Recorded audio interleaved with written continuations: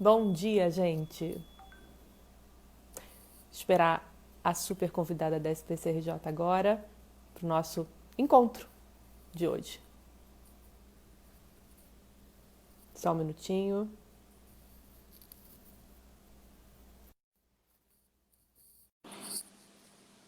Bem-vindos.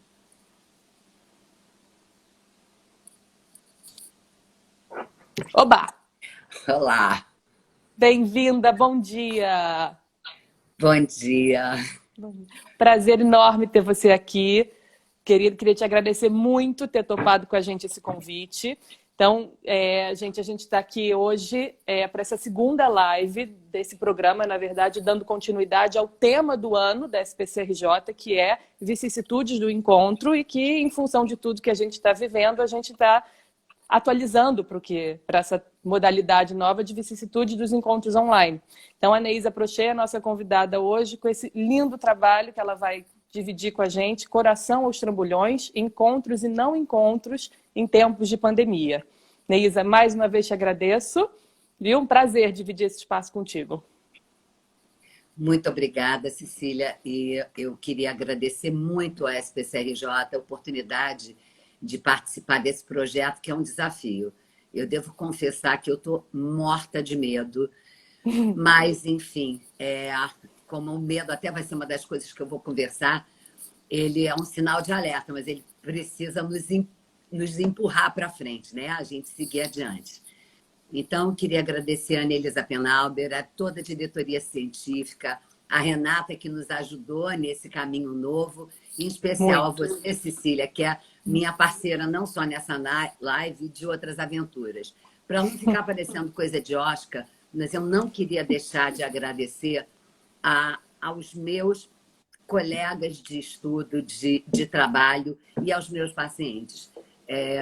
Eu realmente tudo que está, quer dizer, que quero conversar com vocês, é uma experiência que foi compartilhada com eles e seria um absurdo eu não agradecer publicamente o quanto eles são importantes no meu trabalho e em mim. Que Tá bom? bom, que bom. Então, Como é que você quer podemos? começar? Devo por mim? Vamos embora. Em frente. Vamos, que assim, começando, eu fico menos nervosa. Então, eu vou me empolgando e a coisa vai indo. Os começos são mais difíceis. O título dessa live, O Coração aos Trambolhões, ele veio de um poema do Fernando Pessoa, quer dizer, do Álvaro de Campos, cujo título só por si é lindo, chama Poema de Canção sobre a Esperança. E a gente já no teaser, né, tinha lido um pedacinho dele, mas eu vou começar por ele. O, Ótimo. o Bachelard, ele tem uma frase que eu adoro, que ele diz o seguinte: os seres escondidos e fugidios se esquecem de fugir quando o poeta os chama pelo verdadeiro nome. Então, eu vou começar, que eu não sou boba, pedindo ajuda ao poeta para poder seguir nessa apresentação. E o poema do Álvaro de Campos é assim: tudo é mais ou menos assim. O coração anda aos trambolhões. Viver é desencontrar-se consigo mesmo. No fim de tudo, se tiver sono, dormirei. Mas gostava de te encontrar e que falássemos. Eu estou certo que simpatizaríamos um com o outro. Mas se não nos encontrarmos, guardarei um momento em que pensei que poderíamos nos encontrar. Lindo. Então, ao longo dessa conversa, o que eu queria oferecer são minhas impressões a respeito da experiência emocional, do viver e da gente se relacionar na pandemia e no confinamento. Eu acho que sim, eu acho que o nosso coração vive aos trambolhões. O coronavírus chegou de repente e ficou. E passamos a ser assombrados por essa presença invisível, pelo temor do contágio, pelas consequências da doença, pelas convulsões sociais que isso deriva, direto ou indiretamente. O que era conhecido deixou de ser, as antigas rotinas não existem mais, e o nosso meio, o nosso ambiente, não só deixou de ser confiável, como ele se mostra efetivamente perigoso e potencialmente letal. E a gente precisa, né, viver dentro desse ambiente. E aí surge, até partindo do título da live, os encontros e não encontros, o primeiro não encontro, né? O não encontro entre o ambiente e as necessidades humanas. Nenhum ser humano vive numa bolha, nenhum de nós vive, né, num lugar encapsulado e protegido. Nós somos seres que vivem no mundo. Então, o mundo nos afeta, nós afetamos o mundo nos afeta. E a gente precisa ter uma certa qualidade no mundo que um sociólogo chamado Giddens chamou de segurança ontológica. O que seria segurança ontológica? Segurança ontológica seria aquela qualidade do ambiente de não nos oferecer sobressaltos, de não nos oferecer temores, da gente ter um sentimento de estabilidade, em termos da gente poder ser a gente e da gente poder estar onde a gente está, né? Que é alguma coisa que se enraiza dentro de nós e que permite a gente viver com uma relativa tranquilidade e até com certo prazer. Ou seja, só que não tudo que acontece nesse momento, né? Onde nós estamos no primado da incerteza e da intranquilidade, mais ainda a gente vai ver do terror e do temor. Então, só com esse sentimento de segurança é que a gente pode viver e ter todos os processos de desenvolvimento, de amadurecimento, né? É uma espécie de uma atmosfera que a gente necessita para que, digamos, o viver possa se processar, sem que a gente esteja sob a constante ameaça de uma demanda violenta ou pela privação de uma necessidade. Um psicanalista chamado Valent, ele define, né, que o ambiente ele precisaria ter, digamos assim, as qualidades sensoriais da água, como um ambiente que não teria coisas pontiagudas, não seria áspero, não teria pressão em demasia, uma água que não fosse demasiadamente fria ou quente, uma água que conseguisse, né, nos envolver de uma forma reconfortante. E ele coloca que existem momentos que ele descreve como estados de desapontamento. Eu adorei essa palavra, eu adorei essa expressão. Então, o que seriam os estados de desapontamento na vida? São momentos onde tem um gap, tem um abismo, tem um buraco entre as necessidades biopsicológicas do indivíduo e aquilo que o ambiente é capaz de oferecer, né? Uhum. E esse gap, né? E esses estados de desapontamento, esses estados de inconfiabilidade, tudo isso que eu estou colocando, né, que nós não temos hoje, provocam o que a gente pode chamar de trauma, né? Trauma, originalmente, é uma palavra grega que significa um dano externo que causa ao organismo. Só que, para nós, o trauma, quer dizer, eu vou usar essa palavra no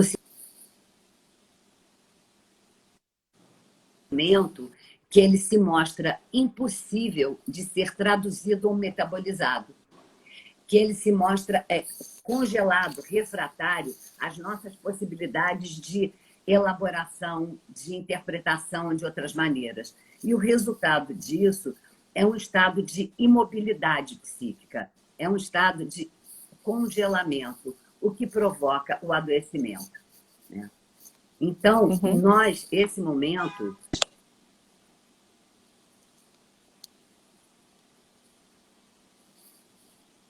faço com isso, tem o que a gente vê nesse momento é que nossa situação atual tem todas as condições para a gente considerar isso como um momento traumático, como um divisor de águas.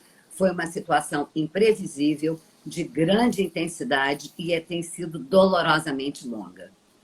Uma psicanalista paulista, a Danite Pondé, ela escreveu recentemente um artigo sobre a pandemia. E ela chama a pandemia, ela diz que a pandemia é um estado de deprivação. Para quem não é psicanalista e não conhece o esse conceito de deprivação é um conceito winnicottiano. Eu não sei o que está acontecendo. Você está me vendo? As pessoas estão vendo? Tá Leísa, eu estou te vendo com algumas interrupções. Eu não sei como é que você está me acompanhando sempre ou eu sumo para você? Porque, não, eu estou falando com vocês e aí tem uma ligação, que é uma ligação que coloca assim, erro. Uma ligação de erro. Eu não sei se é uma ligação do Instagram. Então, só para avisar. Se as pessoas estão ouvindo, ok, a gente continua. Né? Tá, Eu para estou mim não está ignorando. aparecendo erro. Tá Provavelmente, bom. quando aparece esse erro para você, você some. Então, só se você puder, quando aparece e desaparece, vamos lidando com isso, só continuar de onde você Tá. parou.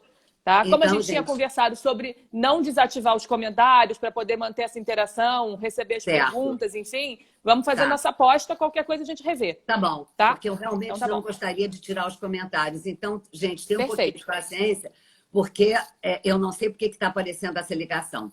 Deixa eu Tá voltar ótimo. para a gente. Eu não quero Vamos. falar demais, não, que eu quero ter tempo para os comentários. Eu não querer Vamos. falar demais é piada, né? Vamos voltar. Que bom que você quer. A gente está gostando desse encontro. Vamos embora. A Danite Pondé, que é essa psicanalista paulista, ela fez esse artigo sobre pandemia e ela considerou a pandemia como um estado de deprivação. Como eu estava dizendo, deprivação é um conceito do psicanalista britânico Winnicott, que ele fala de um tipo muito específico de perda. A deprivação é a perda de algo que você tinha. Então, a privação você não tem, já era. Agora, a deprivação é a perda de algo que você possuía e que foi retirado de você. E que isso provoca uma resposta no indivíduo, né, de uma desorganização de tal ordem que a tendência dele vai ser cobrar do ambiente o retorno dessa situação de perda. Como é que o indivíduo cobra? Incomodando o ambiente, né? Ou sinalizando para o ambiente. E ela coloca de que 3 situações estão aparecendo contemporaneamente. Que é a questão da tendência antissocial. Quer dizer, o que seria a tendência antissocial? É esse movimento reativo da raiva, da perda da empatia, das blindagens fanáticas, das palavras de ordem, dos discursos de ódio, aonde você demonstra, né, com força o seu protesto contra a retirada de alguma coisa que é vital, né? Embora seja algo muito difícil e doloroso, se essa resposta acontece, é porque ainda a gente tem a esperança de que alguma coisa mude. Eu acho que isso é importante assinalar. Um segundo seria a presença do humor depressivo, né? Com a diminuição dos investimentos afetivos, com as explosões de raiva, a dificuldade no manejo, aquelas mudanças, parece que está todo mundo na TPM, né? Independente do gênero. A terceira situação seria o agravamento dos estados de sofrimento pré-existentes, ou seja, as afecções que nós já tínhamos anteriormente, elas se agravam, porque elas têm um efeito cumulativo, né? A situação atual tem um efeito cumulativo nas situações anteriores. Então, o que aparece é a perda do sentido de existência, o aumento das doenças autoimunes, os sintomas psicossomáticos, né? E tudo isso também fica muito marcado por uma outra situação que é extremamente dolorosa para nós, que é o encontro, já que eu estou falando dos encontros e não encontros, do encontro com os limites e as contingências da vida. A gente nasceu com um defeito de software, a gente tem um defeito de fábrica, né? Nós somos, os seres humanos, somos as únicas criaturas, seres só, não seres humanos, eu já aprendi, eu esqueci. Nós somos as únicas criaturas que temos consciência da nossa própria morte e da morte das coisas, e a consciência da finitude. Mas nós também somos aqueles que recusamos irremediavelmente conviver com essa ideia. Então, como é que se lida, né, com isso? Olá, eu tenho limites, mas eu não suporto os limites. Olha, eu tenho a capacidade de me perguntar sobre as coisas, mas eu não suporto não ter respostas, né? Vem o quê? Vem a nossa necessidade pungente, urgente de saber tudo, de preferência, de ser capaz de driblar aquilo que ao mesmo tempo nos caracteriza, mas se torna uma ameaça. O que nos caracteriza, que é essa consciência de si, a consciência da nossa humanidade, a consciência do tempo, é exatamente isso, que quando se vincula à consciência da nossa mortalidade e da nossa finitude, a nossa maior grandeza acaba sendo a nossa maior vulnerabilidade. O aspecto bom nessa história, não sei se eu estiver falando muito rápido, gente, é porque eu começo a me empolgar, graças a Deus. A grande vantagem disso é que o conhecimento humano ele foi justamente sendo adquirido e armazenado ao longo dos tempos com essa finalidade. Qual? Reconhecer os problemas comuns à nossa espécie, buscar soluções para ele e tentar eliminar tudo aquilo que pode ser uma ameaça à continuidade da existência. Darwiniano, sobrevivência do indivíduo e da espécie. Então, é esse drive, quer dizer, é esse impulso que nos move. Uma ameaça à continuidade da existência, seja interno, seja externo. No século XX, agora no início do século XXI, nós tivemos o apogeu, né, do novo homem, aonde havia a valorização da razão e a ciência passou a substituir todo o sistema de credo que a gente podia ter, sendo um elemento de ancoragem nas nossas identificações com os homens, presentes e passados. Resumindo, a gente passou a se achar, né? Com uma ilusão de que a gente estava chegando perto daquele grande sonho, né? Que é atingir a verdade com V maiúsculo, a essência final, aquilo que vai ser mantido para todo o sempre. Gente, espera aí, aquilo que vai ser mantido para todo sempre, aquilo que vai ser universal, a gente está falando de humanidade ou de divindade? Né? É exatamente né, essa a premissa que é brilhantemente discutida pelo Yuval Harari no livro dele, Homo Deus, né? Onde ele diz que no século XXI o homem havia vencido os 3 cavaleiros do Apocalipse, que seriam a fome, a guerra e a doença. A fome não no sentido, infelizmente, da fome de desaparecer, porque mas na capacidade de produzir alimentos. A guerra também não no sentido da eliminação da guerra, mas na capacidade de administrá-la e controlá-la, já que agora o poderio ele não se dá mais pelo poder físico, mas pelo controle da informação, né?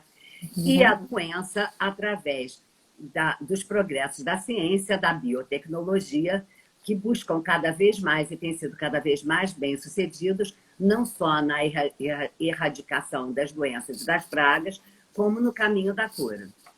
O Covid fez assim, puf, né? Puf, desfez essa fantasia de que a gente já tinha o controle sobre as doenças. E o que ressurge? O medo e a incerteza que ó, lá na Idade Média, ou lá lá na fuga do Egito, ou na Guerra de 18, na Guerra de 18, sim, na Guerra de 14 e 18, mas eu estou falando da gripe espanhola, desculpe, que foi até a guerra contra o vírus.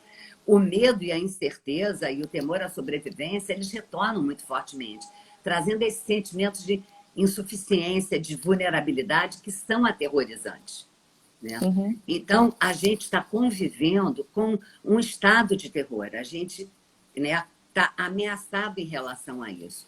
Quando eu me dei conta disso, eu me lembrei de um caso de muitos anos atrás, e muito mais de 20 anos, mas que foi absolutamente inesquecível. E eu vou trazer para vocês, eu pedi, então, para essa memória nos acompanhar no resto da live. Eu vou contar a história para vocês.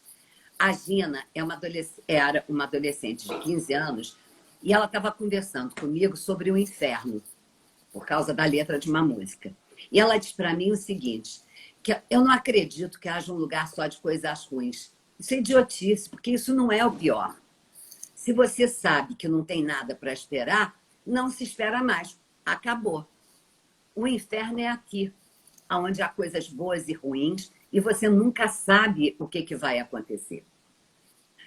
O sintoma da Gina era exatamente uma menina que tentava controlar tudo. Ela vivia com medo, tinha crises de ansiedade, se descontrolava na escola quando tirava notas ruins, ou quando ela alguma coisa não, uma tolerância à frustração muito baixa, quando alguma coisa que ela não conseguia dar conta, ela se desorganizava com crises de fúria, né? E ela tinha pesadelos recorrentes. Nesses pesadelos, ela estava sempre sendo perseguida por alguma coisa, por alguém, precisando fugir para escapar de uma morte iminente. Nesse dia que ela comenta comigo a história do inferno, ela emenda, aparentemente sem muita lógica, que ela tinha ido a um brinquedo interativo no shopping, a Casa do Terror. E aí ela começa a descrever o que era a Casa do Terror. Que a Casa do Terror era uma estrutura que tinha quartos escuros, né? Corredores labirínticos, e passavam por lá figuras mutiladas, zumbis, cadáveres, que ficavam perseguindo. Gente, as pessoas pagam para isso. E ficavam perseguindo os participantes por todo o trajeto. E ela fala entusiasmadíssima. Mas você sabe, é uma situação de domínio. Cada um tem o seu domínio. Se você consegue sair do domínio dele, ele não pode mais te pegar. Foi assim que ela descreveu o brinquedo para você? Foi exatamente o que ela me disse. É uma situação de domínio. Cada um tem o seu domínio, e se a gente consegue sair do domínio, as coisas não podem mais te pegar. E aí eu digo para ela, você percebeu que o brinquedo que você mais gostou é exatamente igual aos seus pesadelos? E ela falou assim, sabe como é adolescente que olha para você e diz, não, você é uma idiota? Aniesa, né? O brinquedo, eu sei que não é real, apesar de parecer. O que eu faço lá é treinar sentimentos. Só que sem risco. Você não entende? É diferente. Um caso visto há tantos anos e que eu acho que ele se atualiza de forma surpreendente. Infelizmente, o Covid não é um elemento da fantasia. Ele não é uma paranoia. Ele também não é um brinquedo interativo. Mas talvez possa nos ajudar a pensar também em termos de uma situação de domínios, como a dica da Gina. Nós fomos expostos daquele domínio lá do século XXI, do domínio onipotente da razão, da ciência, e nós fomos lançados nesse espaço de perseguição incessante, assombrado pelas perdas, pelas mortes, pelas separações. E o que ficou comigo nesse momento foi, nós entramos na Casa do Terror, sim. Então, ouvindo de novo a Gina, como é que eu posso sair desse domínio? Como é que eu posso sair do domínio do que não tem controle, do domínio que me isola, do domínio que me ameaça de morte e do domínio que me paralisa, né? Sob o domínio do vírus, eu fico só. E muitas vezes de forma literal. Isolada, totalmente vulnerável, com risco de perder a própria vida e com risco de perder também uma vida própria, de não mais poder recuperar uma autonomia e uma independência. Nesse momento, assim, eu quero abrir e fechar um parêntese muito rapidamente. Eu tive Covid, eu não passei bem, eu fiquei muitos dias internados, e essa parte que eu estou descrevendo é absolutamente um testemunho pessoal, né? Do medo de eu nunca mais poder voltar a ser eu, né? De eu nunca mais me recuperar. Mas a gente se recupera, essa é a boa notícia que eu estou aqui com vocês. O perseguidor, então, né? Aquelas figuras perseguidoras do pesadelo da Gina, eles falam de medos muito arcaicos, que todos temos.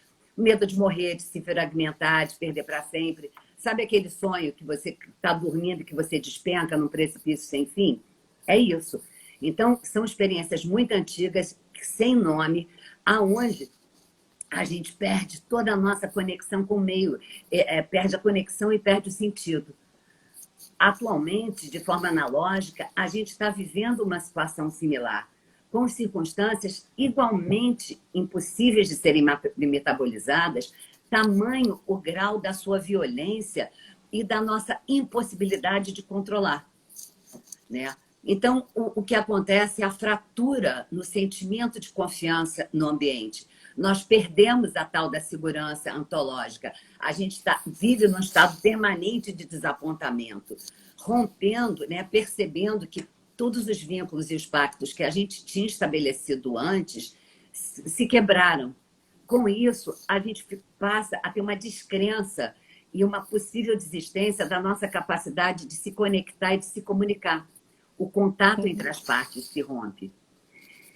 Só que o grande problema é que quando isso acontece, a gente mergulha naquele domínio passado, daquilo que era irrepresentável, daquilo que a gente viveu antes da gente ser capaz de poder falar sobre isso, né?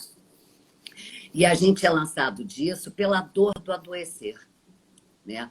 A dor, ela é sempre um fenômeno que ela está associada a uma situação de limite, a uma situação de fronteira, né? Ou entre eu e outro, ou entre o nosso psiquismo, ou entre o equilíbrio e a desorganização, entre a homeostase e o caos.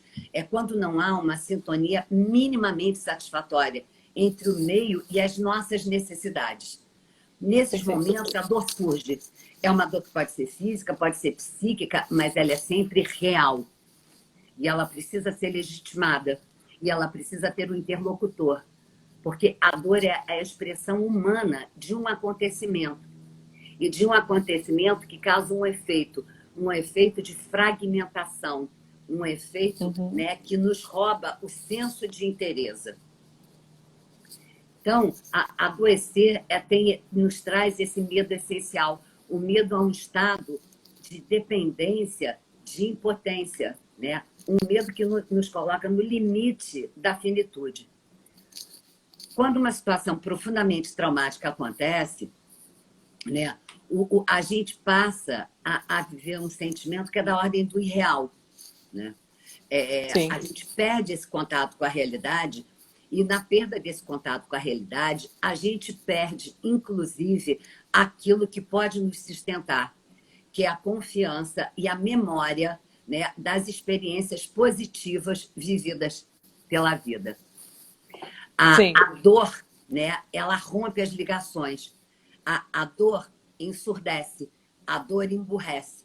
Freud fala uma frase incrível, que ele diz que quando a gente sofre, a gente deixa de amar, né? Então, a volta desses pavores antigos, dessas perseguições violentas, elas ocorrem, né, e são mais intensas quando, no passado, nós vivemos ou sofremos a falta de um bom cuidado materno, a falta de um ambiente que pudesse ser um intermediário, mediador entre aqueles acontecimentos do meio e a nossa capacidade de tolerá-la. Quanto mais conflituadas, quanto mais traumáticas, digamos, forem as experiências ligadas à dependência e ao fracasso, digamos assim, das nossas fantasias de onipotência, mais difícil vai ser a gente lidar com as impossibilidades da vida, do ambiente, das contingências, né? E mais penoso vai ser você poder se recordar das suas experiências positivas, das suas capacidades, para ser capaz de encontrar respostas pessoais adaptativas. Então, a situação de pandemia, o que a gente está vivendo agora, é como uma caixa de ressonância. Eu tenho um paciente adolescente que falou que você está falando daquelas caixazinhas Bluetooth. Eu falei, mais ou menos isso, que amplifica, né, esses estados traumáticos anteriores. E tudo se avoluma de tal forma que a gente tem, digamos assim, duas saídas principais. Ou a gente sucumbe, aliás, três, ou a gente sucumbe, ou a gente retalia, ou a gente escuta, né? A gente escuta o que é que isso quer dizer. Porque a dor, o medo, são comunicações. Estou entrando agora na questão do medo, depois passar para o terror, que é o medo inimaginável, né? O medo é a dor de uma memória passada. O medo é a memória de uma dor passada, né? Então, por isso até que com o bebê, o choro do bebê de medo e de dor, ele soa da mesma maneira. A questão é que o medo é o choro da dor recordada, né? É o medo da dor recordada e o medo que a gente tem dessa dor se repetir. E quando isso acontece, né, dentro da gente, coisas assustadoras acontecem, ideias assustadoras emergem. E a gente volta a chorar, porque a gente recorda a dor que a gente viveu e a gente antecipa a dor que a gente pode viver. Essa ainda imaginária, mas potencialmente real e potencialmente mais perigosa, se a gente não confia de que a gente vai ser capaz de passar por isso, né? Então, como é que a gente sai da casa do terror? A dica que a Casa do Terror nos dá, a dica que a Gina nos deu, foi quando ela disse para mim assim, Maneísa, lá é diferente, lá eu estou brincando. Obviamente, gente, eu não estou falando da gente brincar, mas da gente lembrar daquele lugar dentro de nós aonde o brincar existe e ele é constituído. É um lugar que o Winnicott chama de espaço potencial. Eu gosto de pensar o espaço potencial como uma espécie de santuário. Sabe como tem o santuário ecológico? Né? No sentido de ser um lugar protegido da destruição. Um lugar que permite que a gente recobre as forças, que a gente costure as nossas experiências, que a gente se reorganize, que a gente possa integrar esses limites. Novamente, pegando um poeta, tem um verso que eu adoro, que diz o seguinte, eu me esqueci o autor. Como é que eu posso encontrar meu caminho se eu não tiver um lugar de repouso onde eu possa me perder? Então, esse lugar, esse espaço potencial, que acontece no brincar, mas acontece na transferência, quando a gente fala da clínica, acontece nas relações amorosas, acontece na arte, acontece na poesia, né? Acontece em toda a forma criativa do viver. Acontece quando eu vou para a cozinha e vou fazer uma receita porque eu estou muito aflita. E aí eu pego e faço pão, porque eu posso socar à vontade o pão e daquela raiva toda vai emergir alguma coisa que eu vou poder compartilhar. Isso é que é o espaço potencial, né? Não é só um lugar que a gente tem na clínica, mas é um espaço que ele é instalado, né, no limite, mas num limite que não se torna aniquilador ou ameaçador, mas num limite que se torna um espaço de construção, né? Onde você pode treinar os sentimentos diante da vida, aonde você pode treinar as impossibilidades, você pode treinar a finitude, você pode treinar as suas dores, né? E poder ter essa percepção de que você vai sobreviver, de que existe um devir, de que tem um amanhã, que tem um para além.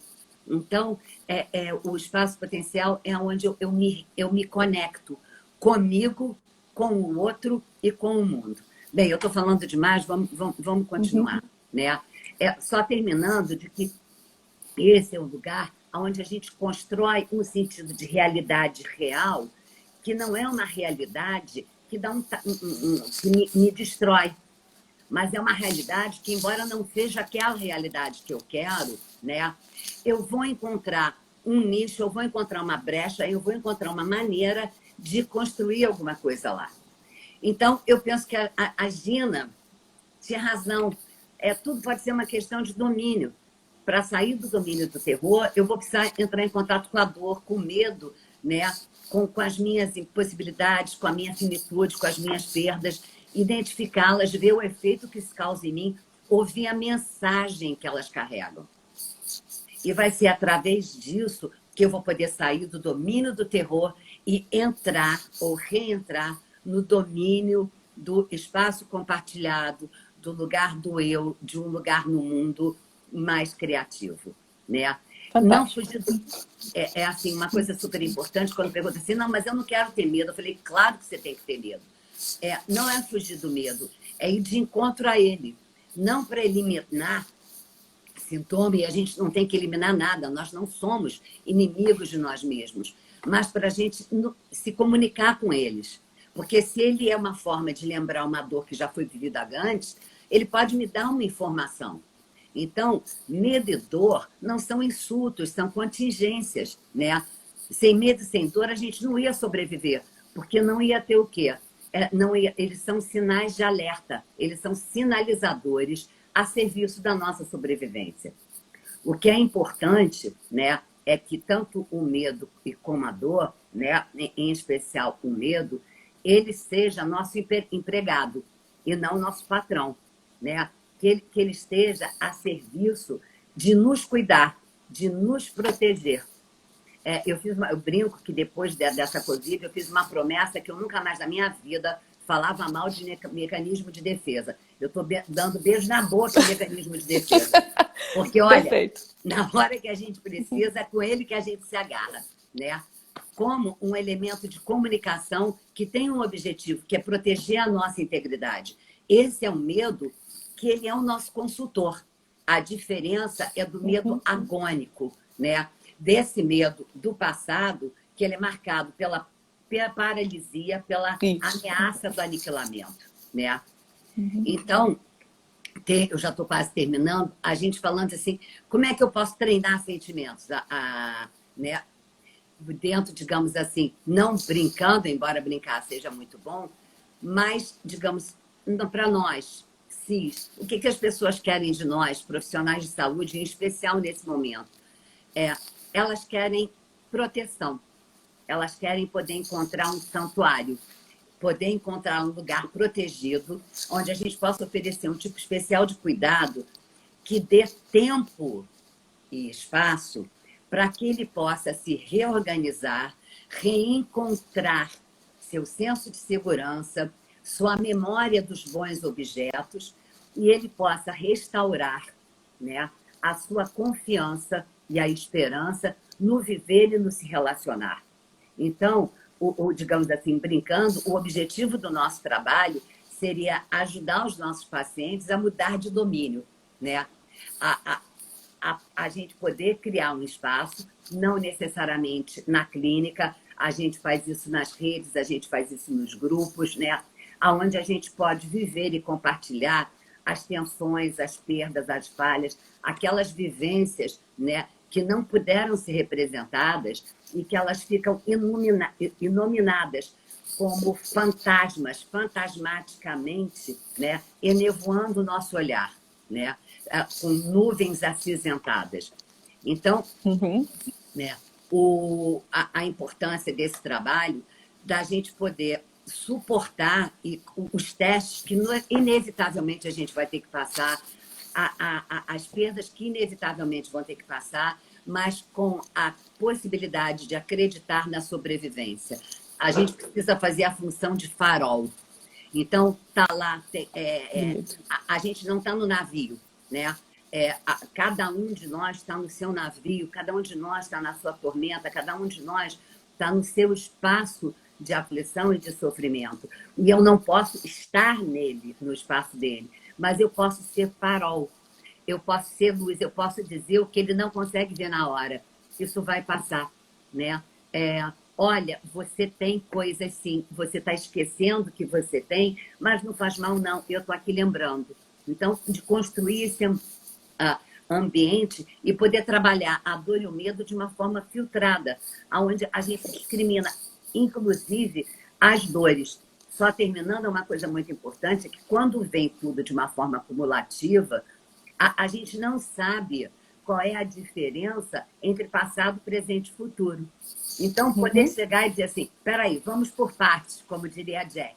Olha, isso tem a ver com o que aconteceu lá atrás. Isso é aqui. Então, a gente ajuda o nosso paciente, né, a poder construir uma linha do tempo.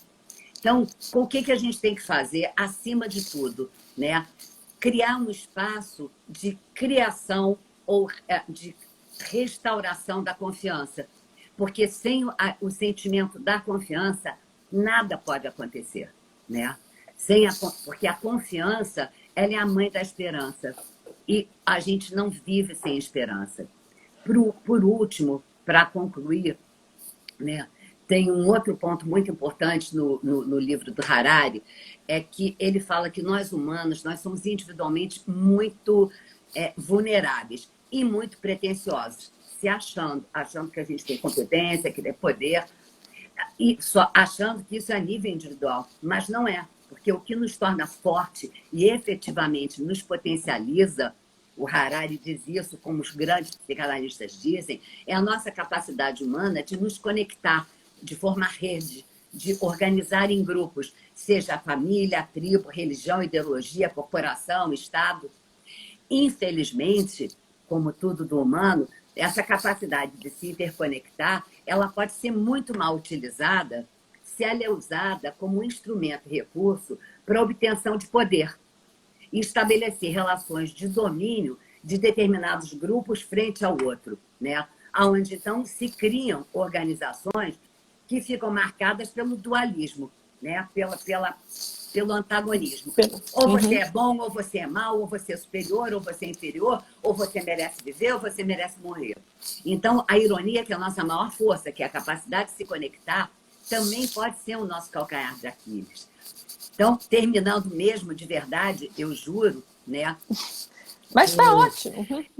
É fundamental que nesse momento, justamente porque a gente está isolado fisicamente, que fique muito clara a consciência do valor fundamental, vital da nossa capacidade de conexão. Nós somos seres relacionais. Nós não temos capacidade de nos constituir como seres na presença de um outro, sem a presença de um outro. Então, os vínculos eles precisam ser criados, ser mantidos, mesmo que a gente precise buscar novas formas, mesmo que a gente precise inventar, por exemplo, como agora. O que está acontecendo, aquela coisa que eu mais gostaria era de estar com todo mundo aqui na minha frente, e conversando, e vendo o rosto de cada um, e dos amigos, e das pessoas queridas, ou das pessoas que eu não conheço, mas que me honraram me ouvindo. Pela impossibilidade de contato, a gente vive uma situação de privação sensorial parcial. Com exceção daquelas pessoas que a gente divide um teto, a gente perdeu a proximidade corporal, e a gente perde o tato, a gente perde o olfato, até que, ironicamente, é isso que Genial. O Covid nos tira, né? Então, o que nos resta? Nos resta o olhar e a audição, né? O que pode, inclusive, causar, o Benilton Bezerra, ele fala de uma expressão que eu gostei muito, que ele fala de fadiga atencional, né? É dessa exaustão, porque vai caber o tensional, olhar... Não. Atencional. Fadiga atencional. Desculpa. Tá. É porque vai caber ao olhar e ouvir suplementar as perdas daquilo que cabia aos outros sentidos. Então, por exemplo, uma coisa super interessante, né, e difícil é que quando a gente está falando com alguém, com as lábios, os silêncios eles são muito mais difíceis. É como se alguém dissesse assim, olha, estou aqui, porque é a fala, né, ou um movimento que precisa reassegurar a presença viva do nosso interlocutor. Então, quando os nossos pacientes iam nos ver, né, eles não iam só para ser vistos, mas num sentido mais amplo, que é ver no sentido de reconhecimento, acolhimento, contenção, empatia, né? E aquela comunicação que é estabelecida a nível não verbal, né? Isso nós perdemos e a gente só tem de uma forma parcial e fragmentada. O isolamento nos tirou, além da segurança e da confiança, esse terceiro elemento, que é uma boa parte da riqueza da mutualidade. Gente, fiquei gaga que eu fiquei nervosa.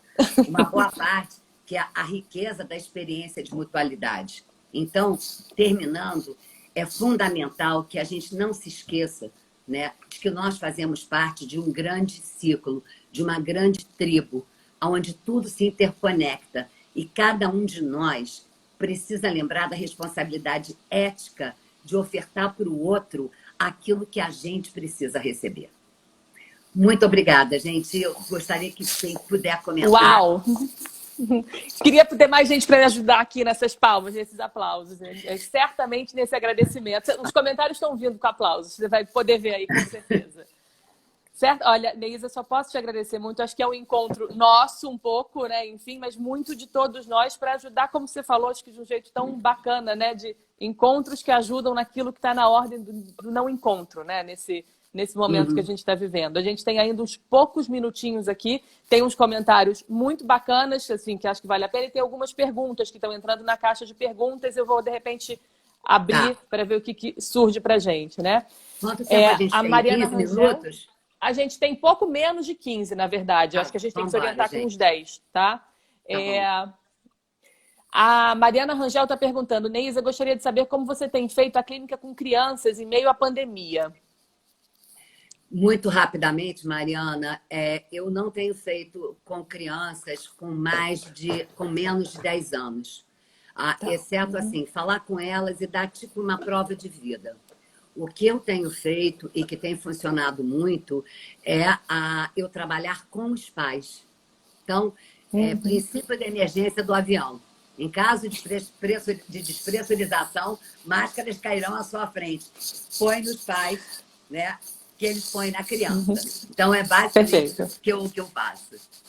Fantástico, fantástico. E tem outros comentários muito bacanas que foram sendo interpolados, enfim, ao longo da tua fala. Um deles particularmente me tocou, porque eu concordei imensamente. Foi um comentário do Sérgio Gomes, falando que ele entendia que o teu comentário estava muito numa continuidade do texto publicado ano passado sobre o fanático, né? E em algum momento você chegou até a comentar, e eu concordo muito, enfim, dentro do que a gente está vivendo, enfim, sobre um momento onde está faltando isso também, né? Enfim, claro que na pandemia, num contexto diferente, mas que são faltas, são, digamos assim, uma aridez um pouco semelhante ao que surgiu naquele momento. O que é a questão do fanatismo você trabalhou naquele último texto, enfim.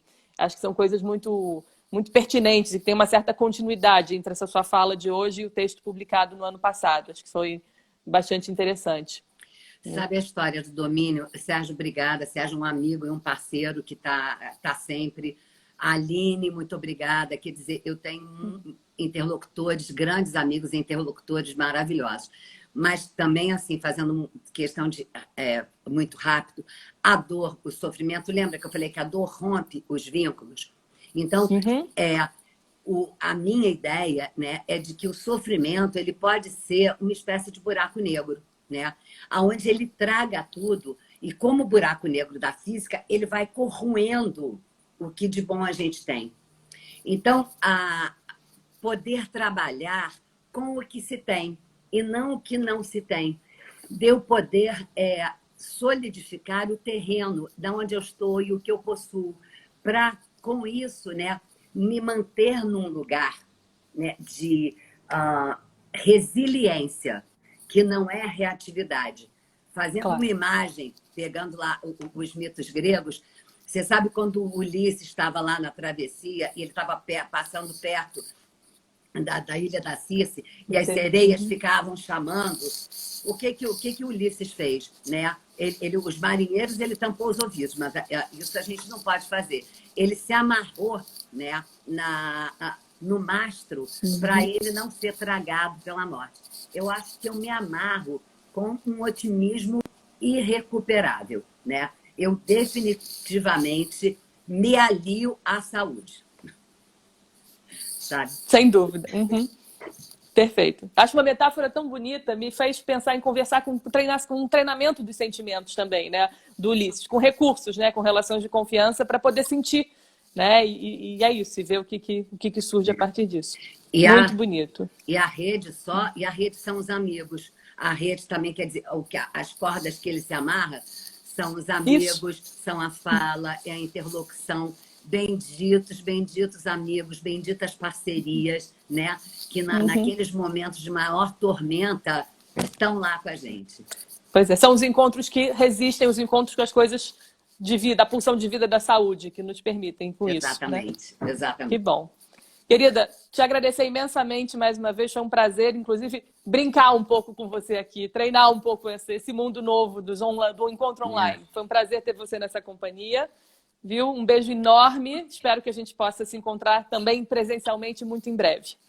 Certo? Obrigada. Eu só queria mais uma vez realmente agradecer a todo mundo que está aqui, que está mandando. Eu não consegui ler nada, nenhuma mensagem. Eu não sei se eu vou conseguir, muito poucas. Eu não sei se eu vou conseguir, mas agradecer sinceramente a possibilidade de eu compartilhar essas ideias, né? E me sentir muito acolhida. Eu agradeço muito. Que bom. Obrigada, querida. Obrigada. Gente, muito obrigada. Beijo grande. Beijo Tchauzinho. grande. Tchau. Tchau.